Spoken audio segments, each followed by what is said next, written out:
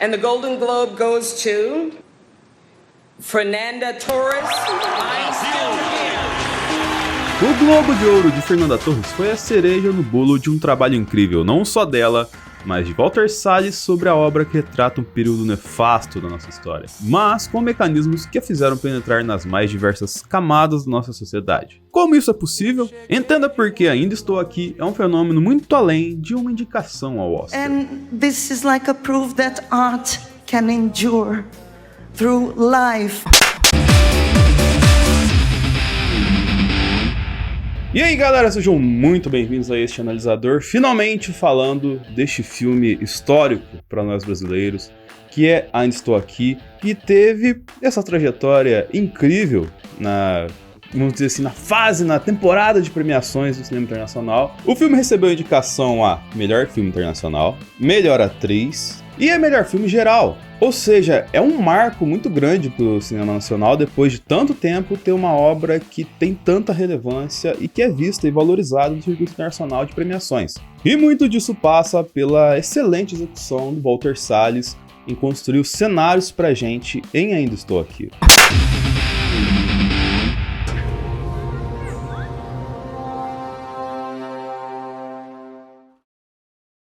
Porque o filme todo tem um clima de tensão bem linear, porém, ele dá o choque quando deve ser dado pra gente. E ele faz isso sem deixar o filme monótono, vamos dizer assim, com nada acontecendo, como dizem os memes, ou também não deixa nada frenético, assim, com coisa acontecendo todo o tempo. É muito bem resolvido essa questão dos fatos irem se desenrolando ao longo que se passa o filme. Além disso, a fotografia também foi muito importante, porque você vendo na luz do filme, assim, e até um pouco na textura dele, parece ser algo dos anos 70, efetivamente, que é onde se passa boa parte da história. O modo como a luz bate, o modo como é captado a imagem, tem uma questão muito refinada que localiza muito bem a gente no período histórico onde a história está acontecendo. Assim como cenários, carros e figurinos que remetem muito aos anos 70 e ajudar a gente a se localizar.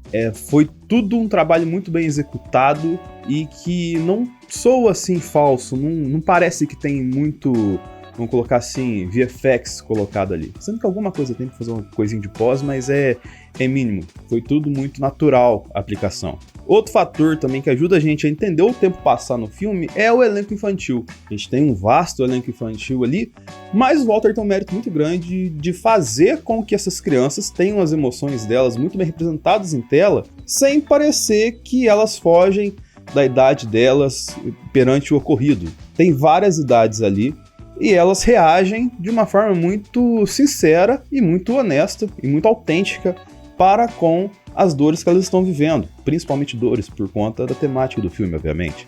E esse trunfo vem muito da sensibilidade dele ao contar essa história.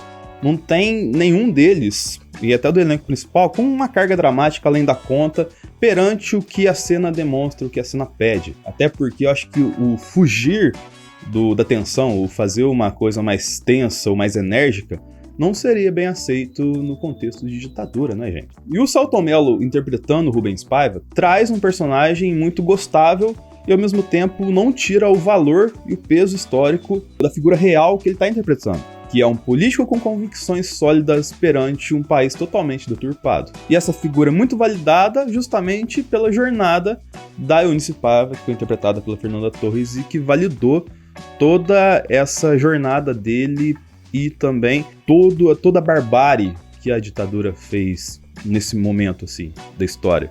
E toda essa jornada ela é muito bem concluída numa cena final que ao mesmo tempo ela é sutil e extremamente brutal, interpretada pela sua mãe Fernanda Montenegro, interpretando Eunice no final da vida, vendo toda a luta dela ser reconhecida na Comissão da Verdade. Mas para ela fazer uma atuação singela e brutal, como eu disse, teve que ter toda uma construção e toda uma condução da personagem da Eunice até chegar a esse momento, que foi brilhantemente executada pela Fernanda Torres no filme. E esse filme, assim, eu sinto que é um filme da minha maturidade, sabe? Como atriz mesmo, assim. É um paradoxo muito interessante, porque a Fernanda é conhecida pelo humor. E ela fora do humor, assim, é conhecido por ser uma pessoa leve, extrovertida, assim, e o paradoxo vem quando ela faz um personagem que segura tanta carga dramática, tanta tensão na sua atuação. E muito disso vem pela complexidade da personagem que ela interpretou. A Eunice era uma mãe, e é uma mãe que teve que lidar com todas essas conjunturas que o filme vai apresentar pra gente, e tendo de ser uma mulher forte dentro de casa, sendo uma mulher forte pra família dela. Então a tensão ela não podia soltar tanto, e também ela não podia ficar tão retraída, porque, acima de tudo, era uma figura materna ali sendo representada. E o fato da Fernanda Torres vir primordialmente da comédia, ou de papéis leves, talvez ajudou bastante ela a construir essa característica tão única para Eunice, por conta dela não ter os, digamos assim, vícios dramáticos de quem está acostumado a atuar de todas as formas. Ela conseguiu trazer muita autenticidade sendo desse modo. E mesmo que o Globo de Ouro hoje em dia não é tão parâmetro assim para as premiações principais no circuito, o feito dela ao ganhar como melhor atriz de drama é gigantesco, porque ela venceu não só uma premiação do circuito americano, mas como ela venceu Angelina Jolie, Tilda Swinton, Kate Winslet, Pamela Anderson e Nicole Kidman. É a mesma coisa de jogar a Copa do Mundo e enfrentar o Grupo da Morte 2 vezes. E uma característica que pode ter ajudado também a Fernanda bastante, e que está presente no seu discurso, é que ela parece ser uma pessoa espírito livre, uma pessoa leve, uma pessoa que parece não ter noção da gravidade dos problemas quando é proposto para ela. Só que ao abrir a boca, ao falar o que tem de ser dito naquele momento, ela demonstra ter uma sabedoria e está além da compreensão humana ou compreensão das pessoas naquele ambiente de uma forma inacreditável.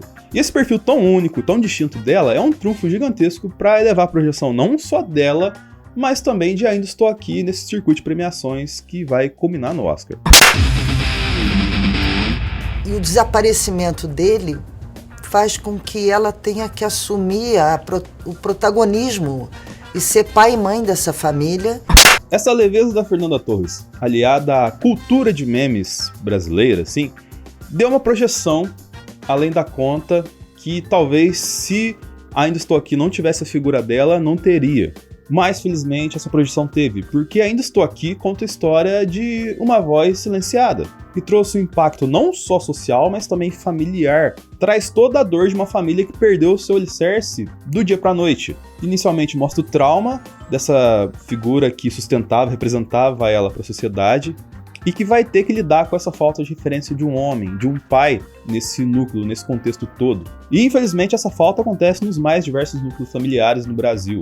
E os motivos são bem variados até. Pode ser por uma doença, uma fatalidade, pode ser diferenças entre um casal, pode ser a falta de caráter de uma das partes do casal, ou, como no caso do filme, pode retratar um crime.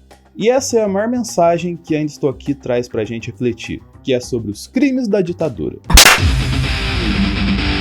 A nossa irônica e paradoxal sorte é que meu pai morreu rápido, né?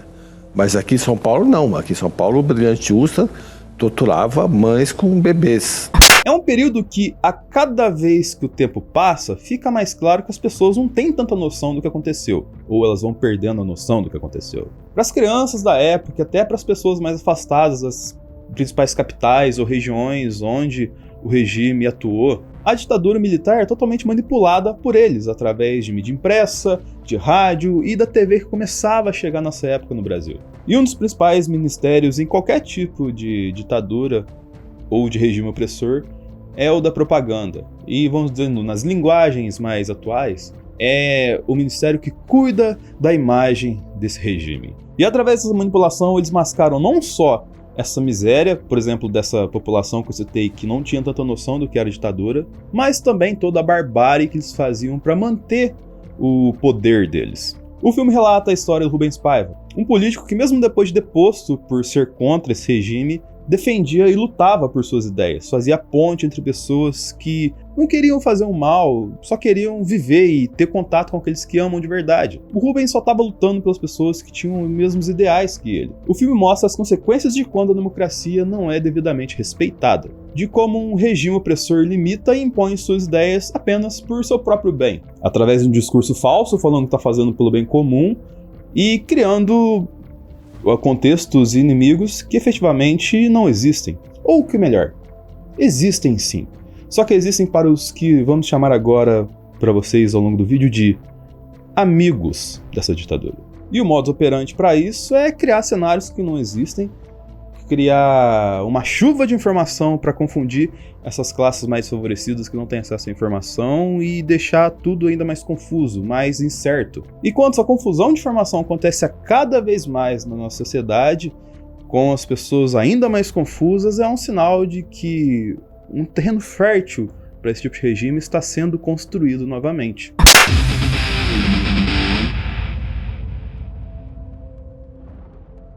O fato do Rubens ser um pai branco, rico, bem-sucedido numa capital brasileira tem um impacto maior sobre esses amigos que eu citei anteriormente. E isso é um trunfo gigantesco de Ainda Estou Aqui. Porque por mais que esses amigos defendam causas da elite, eles ao olharem para o Rubens se veem representados ali. Mas ao mesmo tempo denota uma gigantesca falta de sensibilidade e de compreensão da realidade. Porque eles não conseguem se ver num futuro próximo como o que aconteceu com o Rubens, acontecendo aquilo com ele e com a família que está à volta dele. Casos como o de Rubens acontecem todos os dias no nosso país com cenários menos ameaçadores. Só que esses casos não viram filme, não viram série, não viram livro, não viram estatística, porque não representam o homem branco de bem. Essas pessoas sequer ficam indignadas com isso. E além disso, o filme tem um final feliz perante uma jornada de uma dona de casa que dedicou a sua vida a se fazer justiça. E esse caso tem um tom heróico porque se trata de algo extremamente improvável de acontecer.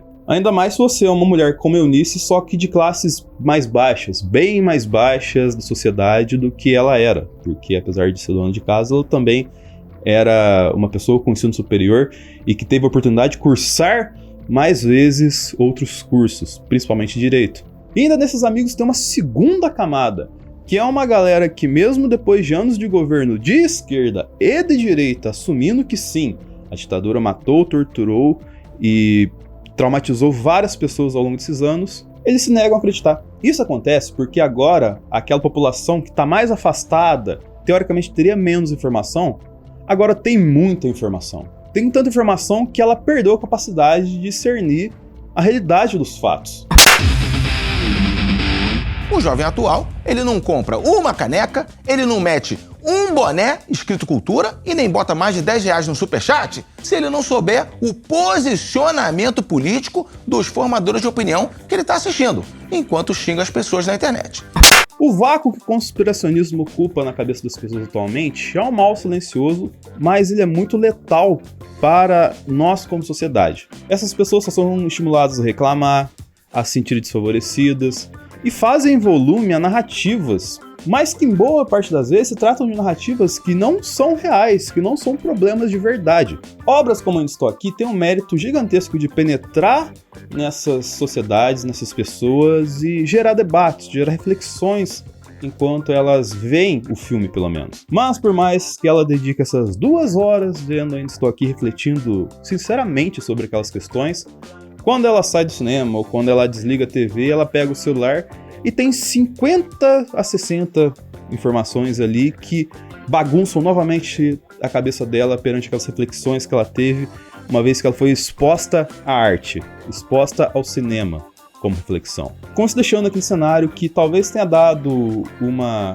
claridade na visão dela, novamente turvo e confuso, e ela volta para o limbo onde se encontra todos os dias. Ou seja, é preciso dar um jeito, meu amigo, de levar a cultura a ocupar esses espaços novamente na cultura das pessoas. As crianças são levadas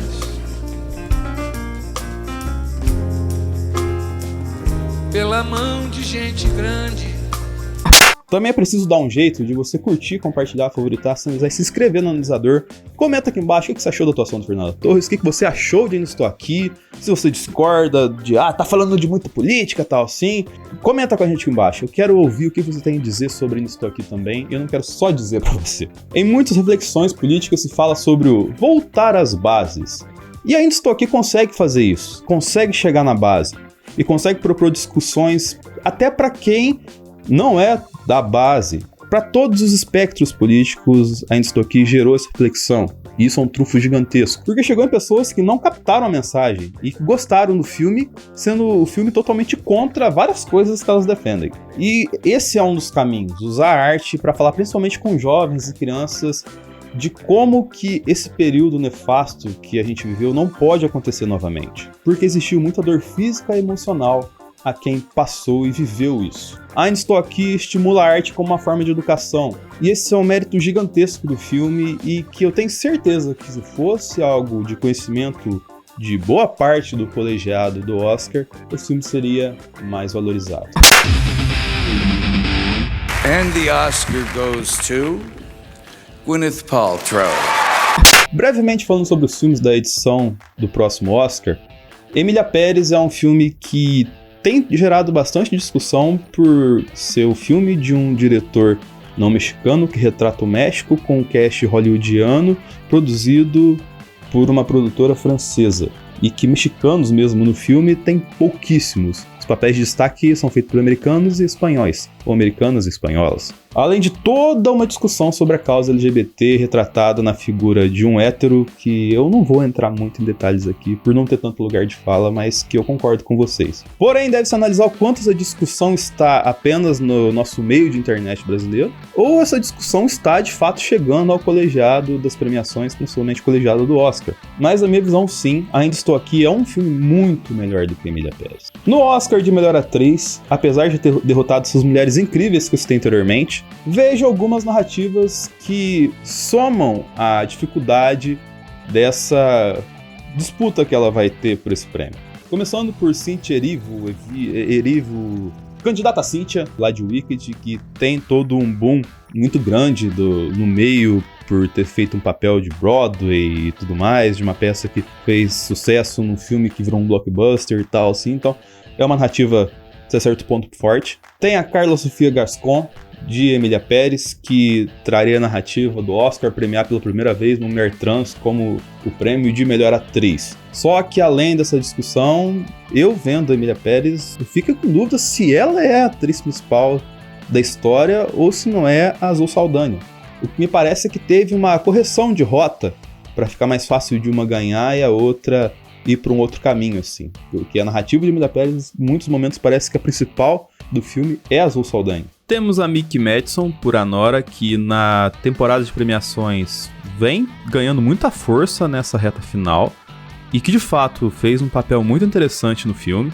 E a principal narrativa, a mais cotada para ganhar o Oscar, é a da Demi Moore, pelo seu papel em A Substância, por conta de que, além de fazer o comeback completo dela como uma atriz de protagonismo em Hollywood, traz toda uma discussão de etarismo que conversa diretamente com a atriz atualmente. E na minha visão, mesmo com essas narrativas tão fortes, na questão técnica de atuação, a Fernanda Torres foi melhor que elas fácil, assim, porque ela teve um trabalho dramático muito grande, ela representou uma personagem muito forte e que existiu, diferente das outras três. E ela construía cenários de tensão na atuação dela, assim, de o olho tá dizendo uma coisa e a expressão da boca tá dizendo outra, totalmente diferente, assim, e segurando algo, assim, tipo uma angústia, uma raiva até certas vezes, assim, muito autêntica. Coisas que as outras candidatas não fizeram, na verdade. E sobre o melhor filme internacional e sobre o melhor filme no geral,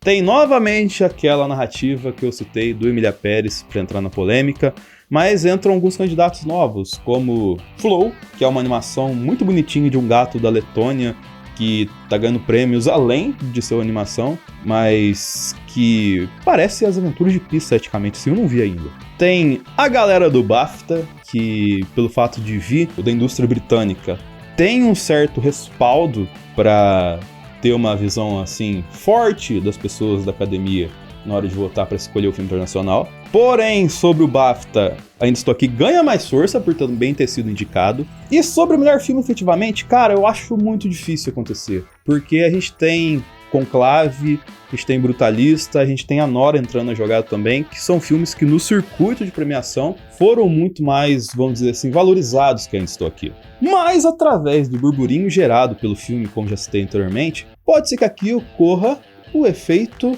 Coda, que eu vou chamar agora. Porque, pra quem não se lembra, recentemente tivemos Coda, No Ritmo do Coração, entrando nas premiações, surpreendendo, principalmente no Oscar. Pois, por mais que as pessoas não tenham visto inicialmente Coda no início do circuito de premiações de 2022, ele acabou ganhando peso ao passo que as pessoas foram assistindo para ver e avaliar eles nas premiações onde estava sendo indicado. E acaba que culmina no Oscar, onde de 3 indicações que teve, ele ganhou as 3, incluindo a de melhor filme, por conta que foi se construindo, encorpando uma narrativa muito favorecida para Coda ser um filme top do Oscar, sim, o que não era construído ao longo da sua jornada de premiações. Ou seja, se tem uma coisa que o Oscar tem feito para não caminhar para irrelevância, é em certas premiações ceder para pressão popular. E as indicações de Ainda Estou Aqui e Fernanda Torres vão mobilizar uma audiência absurda no Brasil e também mobiliza uma pressão absurda do Brasil, que a gente consegue ver principalmente em postagens que mostram Ainda Estou Aqui, Fernanda Torres, em relação a outras postagens em premiações. Como que o brasileiro engaja muito mais. E isso tudo pode ser a nossa parte para fazer Ainda Estou Aqui e Fernanda Torres ganharem muito mais espaço, muito mais reconhecimento no cenário do Oscar como um todo, para ser valorizado como efetivamente merece. Mas nós, como brasileiros, não podemos deixar de valorizar a Fernanda Torres, deixar de valorizar filmes como Ainda Estou Aqui, que vão precisar ser cada vez mais frequentes e mais úteis para a gente explicar e deixar claro para nossa geração, talvez, e até para as próximas gerações, de como que essa fase não é algo que pode se repetir. É usar a arte para se fazer entendido em ambiente de tantos desentendimentos, efetivamente. Então é isso, espero que tenham gostado do vídeo, curta, compartilhe, favorite, sinalize, se inscreva e até o próximo Analisador.